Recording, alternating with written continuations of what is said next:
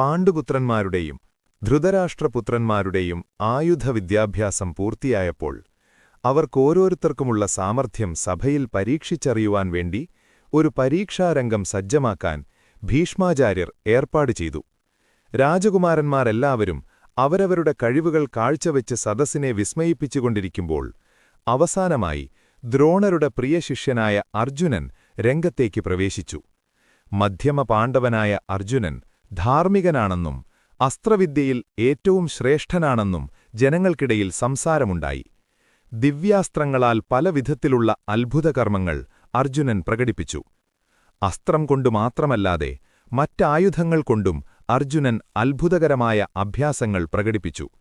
തീർത്തും വിസ്മയഭരിതരായ ജനം ആനന്ദത്തിൽ ആറാടിയിരിക്കുമ്പോൾ പെട്ടെന്ന് ഇടിവെട്ടും പോലെയുള്ള ഒരു കരഘോഷം സഭാമണ്ഡപത്തിന്റെ പടിക്കൽ കേട്ടു.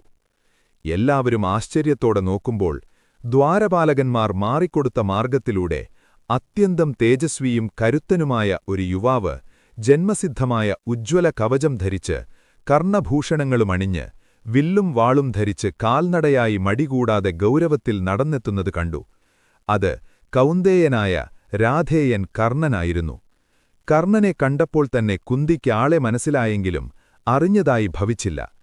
ആ വീരൻ കടന്നുവന്ന് വീരമണ്ഡലത്തെ ഒട്ടാകെ അവലോകനം ചെയ്ത് ദ്രോണകൃപന്മാരുടെ നേരെ വലിയ ആദരവൊന്നും കാണിക്കാതെ ഒന്ന് കൈകൂപ്പി നമസ്കരിച്ചു. അതിനുശേഷം ഇടിവെട്ടുന്ന സ്വരത്തിൽ തന്റെ അറിയാത്ത അനുജനായ അർജുനനോടിങ്ങനെ പറഞ്ഞു: ഹേ പാർത്ഥ, നീ ചെയ്ത വിദ്യകളൊക്കെ കുറേക്കൂടി മെച്ചമായ വിധത്തിൽ ഞാൻ ചെയ്തു കാണിക്കാം. നീ എത്ര ഞെളിയണ്ട. തുടർന്ന് ദ്രോണാചാര്യരുടെ അനുമതിയോടെ കർണൻ രംഗത്ത് കയറി അർജുനൻ ചെയ്ത അതേ അഭ്യാസങ്ങൾ കാഴ്ചവെച്ചു. ദുര്യോധനൻ ഇത് ദർശിച്ച് പുളകിതനാവുകയും രംഗത്ത് വന്ന് കർണനെ അഭിനന്ദിക്കുകയും ചെയ്യുന്നു.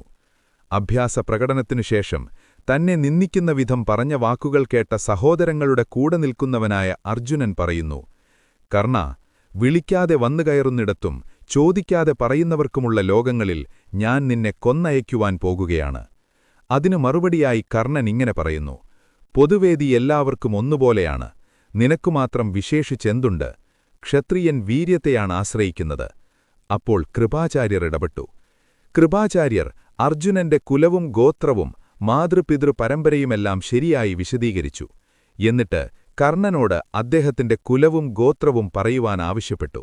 എന്നിട്ടിപ്രകാരം കൂട്ടിച്ചേർത്തു: രാജസന്തതികൾ സാധാരണക്കാരോട് പൊരുതുകയില്ല. ഇതുകേട്ട് കർണൻ ലജ്ജിതനായി നിൽക്കുമ്പോൾ ദുര്യോധനൻ ഇടപെടുകയും കർണന് അംഗരാജ്യം പ്രദാനം ചെയ്ത് രാജാവാക്കുകയും ചെയ്യുന്നു. ആപത്തിൽ അഭിമാനം കാത്ത ആത്മമിത്രമായ ദുര്യോധനന് തന്റെ സൗഹൃദവും ജീവിതവും നൽകുന്നു കർണൻ.